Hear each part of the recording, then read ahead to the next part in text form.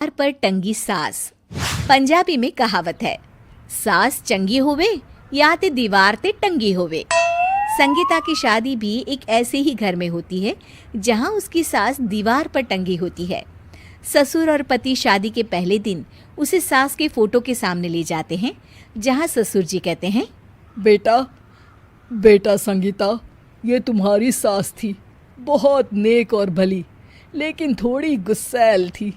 गुस्सा आने पर सब तहस नहस कर देती थी, पर अब ये इस दुनिया में नहीं है। हाँ संगीता, माँ होती तो तुम इनकी कोई बात टाल नहीं सकती थी, वरना तो माँ घर में भूचाल ले आती। संगीता मन में खुश होती है कि अच्छा है कि ऐसी औरत अब इस घर में नहीं है, लेकिन दिखावे के लिए वो जैसे ही सास की फोटो के सामने हाथ जोड़कर खड़ी होती है, ये क्या? सास उसे देखकर मुस्कुराने लगी। संगीता आंखों को मलकर एक बार फिर से देखती है, लेकिन फिर सास के चेहरे का भाव, भंगिमा यानी एक्सप्रेशन बिल्कुल बदले होते हैं। वो अपने पति और ससुर को कहती है, माँ की तस्वीर तो स्माइल कर रही है। ना ना बेटी, ये कैसे संभव है? जरूर तुम्हें कोई गलती हुई होगी, ऐसा कैसे हो सकता है? लगता है तुम शादी की सारी फॉर्मेलिटी करते करते थक गई हो, तुम्हें आराम की जरूरत है संगीता। खैर, सारे संगीता की बात को इग्नोर कर कमरे में चले जाते हैं। वैसे सास की फोटो पर एक्सप्रेशन एक के बाद एक बदलते ही रहते हैं। सुबह होती है, पति और ससुर को काम पर भेजकर संगीता कमरे की सफाई करने में लग जाती है कि तभी उसे आवाज आती है, टेबल ठीक से साफ करो। ऐसे भी कोई टेबल साफ करता है? इससे अच्छा तो ये गंदा ही था। किसी औरत की आवाज सुन संगीता दंग रह जाती है और सोचने लगती है कि आवाज कहाँ से आई। आवाज को नजरअंदाज कर वो फिर से अपना काम करना शुरू करती है, लेकिन इस बार तो आवाज बिल्कुल उसके कान के पास से आती है। मेरा घर है ये। जब तक मैं थी चमका कर रखती थी, हर एक चीज शीशे की तरह थी। तुम्हें तो ना सफाई आती है ना कुछ पता है। क्यों तुम्हें मेरे घर की जिम्मेदारी दे दी गई है? पता नहीं तुम में मेरे बेटे को क्या दिखाई दिया। मैं होती तो एक से बढ़कर एक लड़कियों की लाइन लगा देती।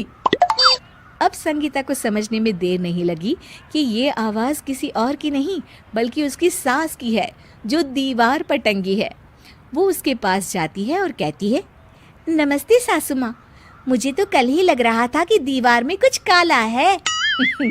वो दीवार नहीं, दाल होती है पगली। सही पकड़े हैं सासू माँ। तो क्या हो गया आपको जो आप यहाँ भी चैन से नहीं बैठी हैं? सुना मैंने आपका व्यवहार काफी गुस्से वाला था। चुप रह तू, ज्यादा बकर बकर ना कर। घर का काम करना तो आता नहीं, आई है मुझसे बहस करने। हाँ देखिए सासू माँ, मैं आपसे साफ साफ कह देती हूँ, मुझसे पंगा लेने की कोशिश मत करिएगा। तभी पीछे से संगीता का पति आता है। अरे संगीता, किससे बात कर रही हो? कौन है वहाँ? संगीता की सास की फोटो फिर से पहले जैसी हो जाती है। आपकी माँ से कह रही थी कि मुझे काम करना आता। अरे संगीता, माना सास के ताने हर बहू को अच्छे लगते हैं, लेकिन यहाँ तो माँ है ही नहीं। तुम तो फोटो से ही तुम भी लाजवाब हो संगीता। किसी को विश्वास नहीं होता कि संगीता अपनी मरी हुई सास की फोटो से बात करती है। वहीं आए दिन संगीता की सास संगीता को किसी न किसी बात पर आते जाते ताने देती। संगीता को भी अब सास के तानों और उनसे बात करने की आदत हो गई। वो कभी खानदान की कहानी तो कभी तीज त्योहार कैसे मनाए या किसी व्यंजन की रेसिपी सास से ही पूछती। सारा दिन घर में अकेली संगीता की सास अब उसके लिए तानों के साथ पक्की साथी की तरह भी रहने लगी थी, जो किसी और को नहीं बल्कि संगीता को ही सुनाई देती। तो देखा आपने, सास बहू का रिश्ता हर रिश्ते से ऊपर होता है, फिर चाहे वो खट्टा हो या मीठा।